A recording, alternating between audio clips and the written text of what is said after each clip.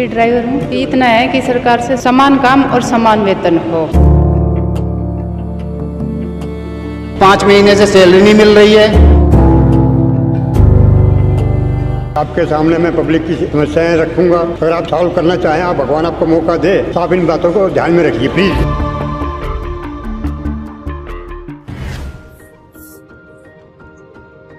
भैया मेरी माँ से मिलो आप।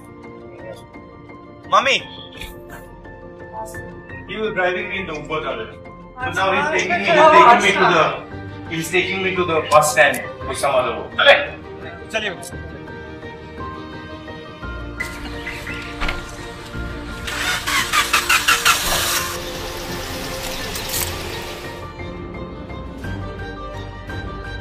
नमस्कार, कैसे हैं आप लोग? नमस्कार जी, नमस्कार। नमस्कार नमस्कार। बैठ जाओ यहाँ। आप कंडक्टर हो? आप ड्राइवर हो? कंडक्टर। आप ड्राइवर। आपका कितना बनता है? परमानेंट है।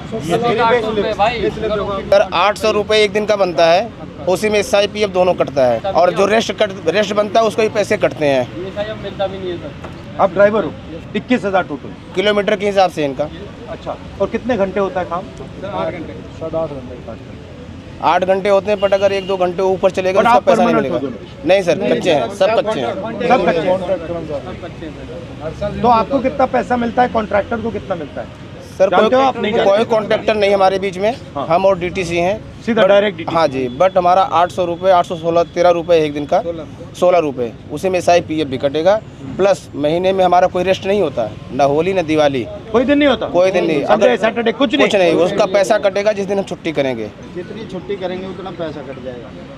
अगर आपकी मदद की जाए तो क्या करा? हमें सर समान भत्ता किया चाहिए, ताकि हम लोगों का भी गुजारा हो सके, बच्चों की भी देखरेख किया जा सके। 5 महीने से सैलरी नहीं मिल रही है। कहाँ से किराया दें, कहाँ से किताबें लाएं, कहाँ से ट्यूशन फीस दें, कहाँ से नहीं मिल रही? आप बस पे अभी नहीं चल रहे हो? बस में चल रहे साहब प्रॉपर। सैलरी कैसे नहीं मिल रही? देने नहीं गवर्नमेंट, राज्य सरकार कह देती है सेंटर को, सेंटर सरकार कह देती है राज्य को।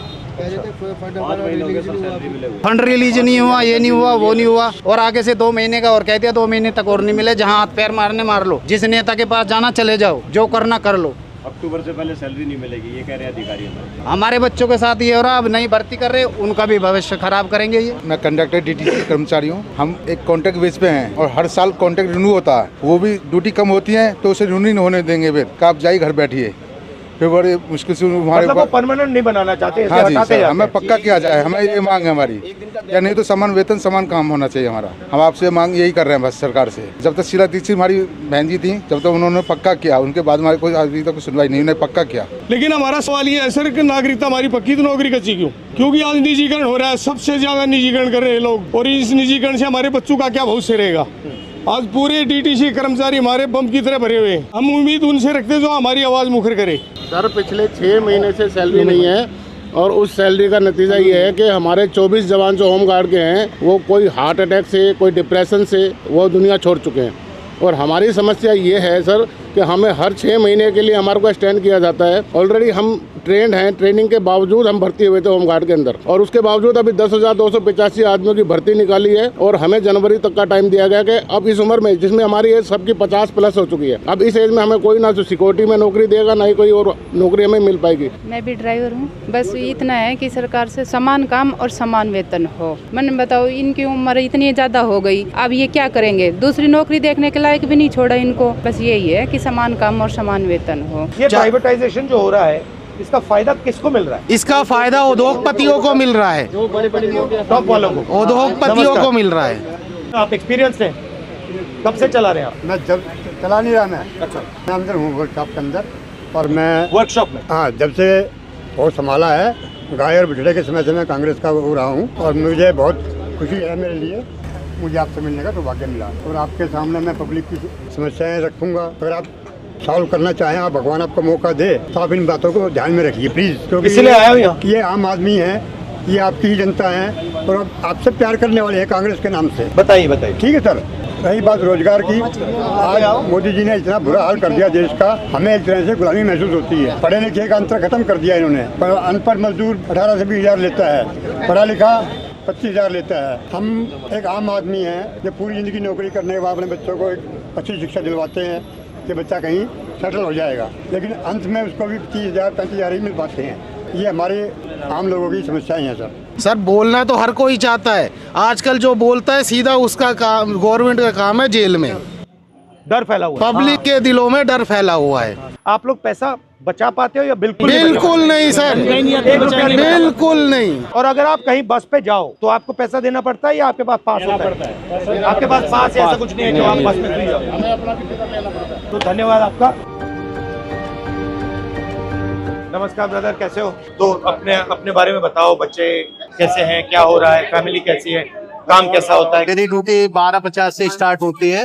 मैं यमुना पार्क से आता हूँ, पर हालांकि डिपो तो बहुत दूर पड़ता है। कैसे आते हो? मैं बस से ही ट्रेवल करता हूँ सर। जो हमारा कांटेक्ट है ना सर, उसमें दिक्कत, कांटेक्ट लेबर है एक तरीके से। अच्छा, हाँ जी, कॉन्ट्रैक्ट लेबर हो, कभी भी निकाल दिया जाता है? हाँ जी, 1 ईयर का कॉन्ट्रैक्ट होता है हमारा। हर साल रिन्यू होता है सर। और आपका कॉन्ट्रैक्ट डीटीसी के साथ होता है या किसी बिचौले के साथ? नहीं, डीटीसी से डायरेक्ट। बट ये हम तो एक अपना फ्यूचर सिक्योर करने के लिए परमानेंट जॉब चाहते हैं। ये आपका श्रीनगर मार्केट होते हुए और ये सफदरजंग हॉस्पिटल होते हुए जाए। अच्छा लगा आपका सब प्रोग्राम अभी क्या है? बस कंडक्टर से, बस ड्राइवर से बात कर रहा था, मैं देख रहा था इनकी मतलब मुश्किल प्रॉब्लम क्या है, थोड़ा समझना चाह रहा था। क्योंकि मैं पहले जो ट्रेन ड्राइवर्स थे उनसे मिला था, तो फिर बस ड्राइवर ने मुझे कहा कि बस ड्राइवर से भी आपको मिलना चाहिए, उनकी भी समस्या है। तो यहाँ पे इनकी पेमेंट की समस्या है, होम गार्ड की समस्या है, तो ये मैं थोड़ा समझने की कोशिश तो मास रिच तक पहुंचे। बस वही कि लोगों को पता लगे कि आप बस में बैठ रहे हो, मगर ड्राइवर को क्या करना पड़ता है, कितना पैसा मिलता है, कितनी मुश्किलें हैं, कंडक्टर को क्या भुगतना पड़ता है, फिर सिटीजन जो आ रहे हैं उनको क्या क्या ये आइडिया। थैंक यू ब्रदर, धन्यवाद भैया, अच्छा लगा आपसे। ओके।